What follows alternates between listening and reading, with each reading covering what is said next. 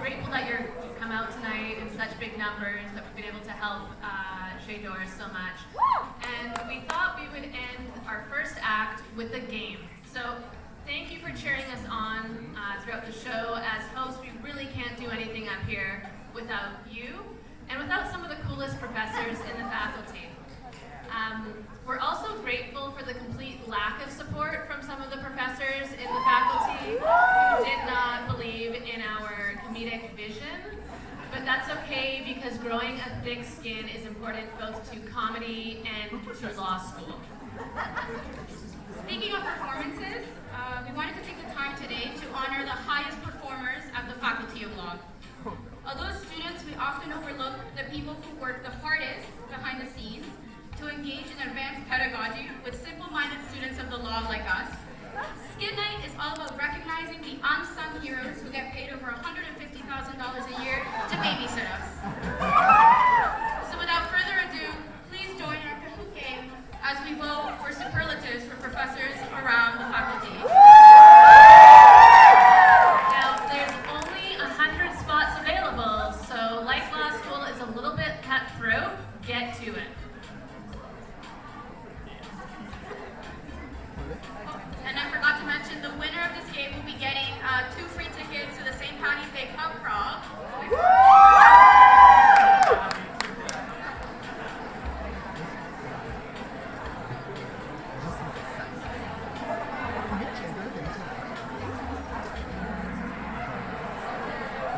Okay.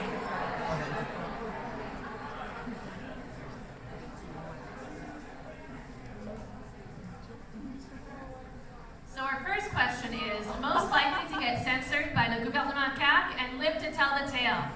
Is it Professor Weinstock, Professor Christians, Professor Poirier, or Professor Greco?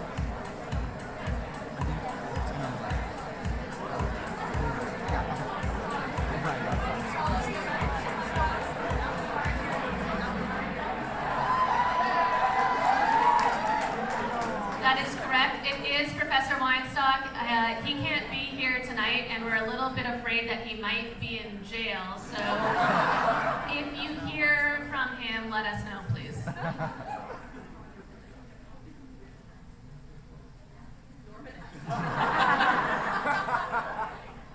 And for our second category, we have most likely to educate you on the difference between a boycott and a strike. Is it Dean Robert Leckie, Professor Jay Ellis, Professor Brenda Lorraine, or Professor Fabi Angelina? This is a tough one.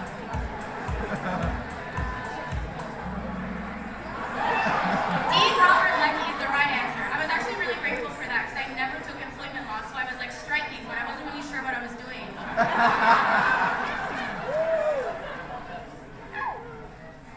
Now for our third question, most likely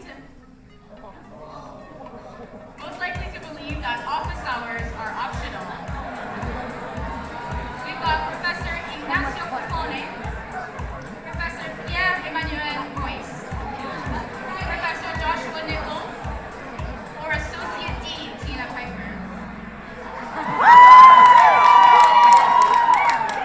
That is the only property section where half the class is being held hostage. Hashtag bring Gupta back. Help me! Now our next question is, most likely to educate you in criminal justice and then move to California? Is it Associate Dean Rosenberg, Professor Sarney, Professor Shepard, or Professor Chue? He's like, okay, I know that I know that.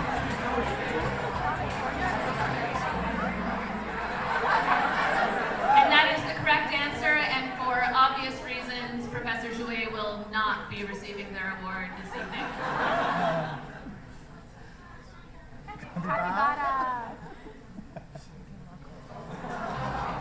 And next we have most likely to have a Miguel Law.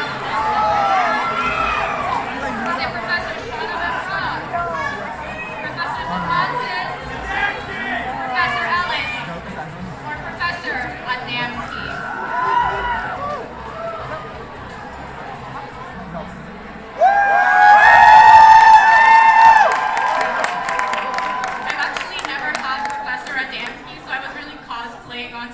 and I feel like I missed out on something. I'm so sorry.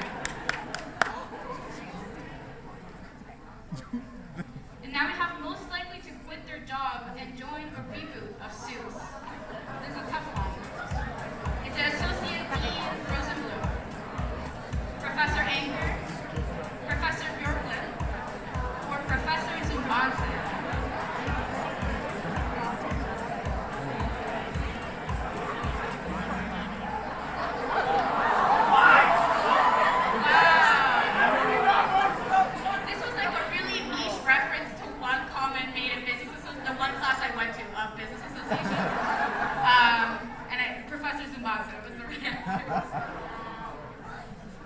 Our next one is most likely to be overqualified in personality, beauty, intelligence, and fashion. Your choices are Professor Joanne Poirier, Professor Joanne Poirier, Professor Joanne Poirier,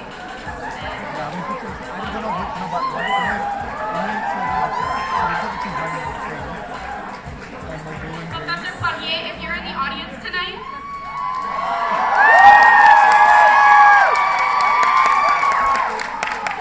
and for the record, she didn't write that question.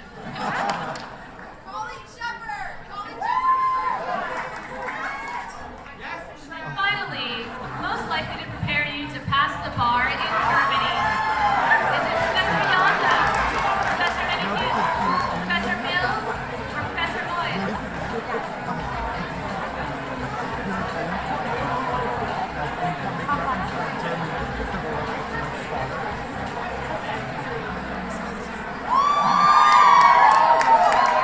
I've always wanted to move to Berlin, so thanks Professor Yonda. and now that we have just a free mic to say anything without censorship, I'm actually going to start roasting people who have wronged me at this faculty. Chez, editor-in-chief of the McGill Law Journal, why'd you reject my application? That's really messed up. Wherever you are, I'm sorry that I ate all the snacks at the LICF, but I just wanted to help. Just wanted to help. That's enough. Thank you so much. Okay.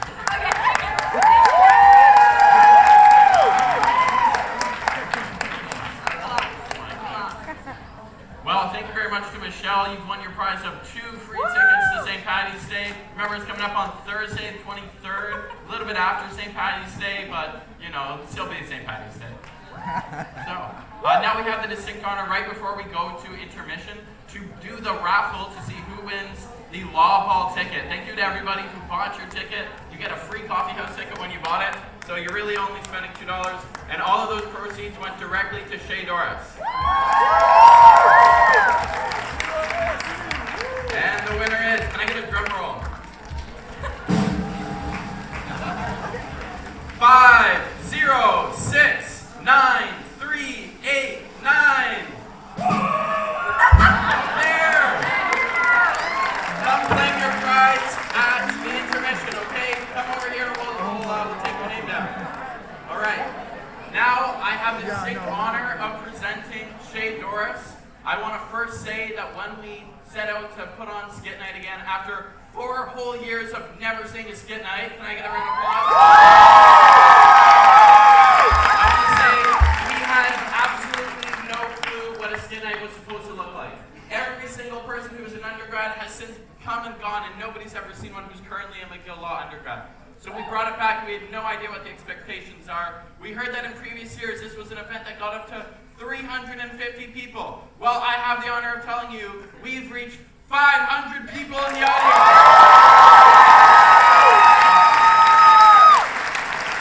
And now, I'm also going to let you know how much we raised. And I want to say, Justine and I, again, had no idea how much money we would ever raise. This is our first time ever running a charity event. We were just hoping to crack a few thousand, but I have the honor of telling you this is how much we made. Drum roll, please, Thomas.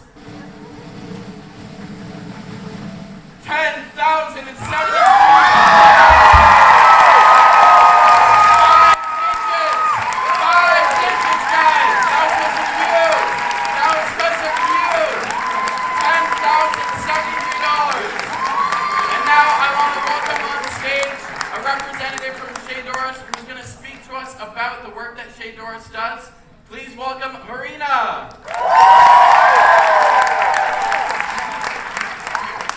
I'm the Executive Director of Chez Doris, and we are thrilled to be recipients of this grant. We have a long-standing relationship with the McGill Faculty of Law.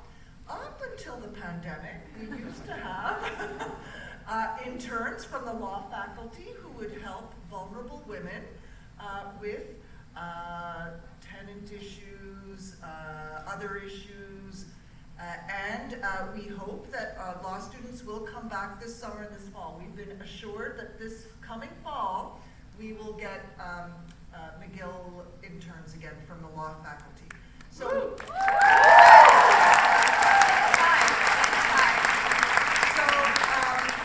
Our long history with McGill faculty started with a professor by the name of Rashpati, who is deceased. She used to be on our board, and many, many years ago, before my time. But we also had the Associate Dean of Admissions, who was on our board until recently. She's on maternity leave.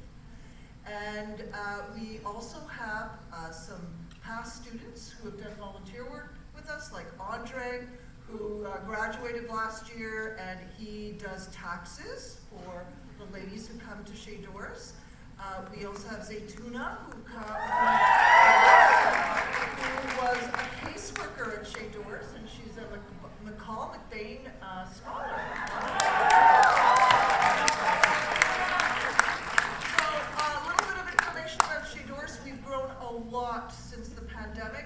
If you have not noticed, I'm sure you've noticed that there's a lot of homelessness in Montreal. Homelessness has doubled. I'm sure that in other major cities as well, it's the same thing. Before the pandemic, there used to be 845 beds for homeless people. There are now 1,600. We also opened our own beds, 24 beds. We have a shelter of our own now. We used to be a 7-hour service. We're now a 24/7 service. We have 9 caseworkers who help women find housing. We provide housing vouchers where their rents are subsidized. We're going to be opening 2 residences this summer with a total of 46 units. We have a financial management program. We have 3 meals a day. Medical services also. We have a connection with the McGill medical faculty. So thank you very much. Everything helps, and this is a huge donation this year. Thank you so, so much.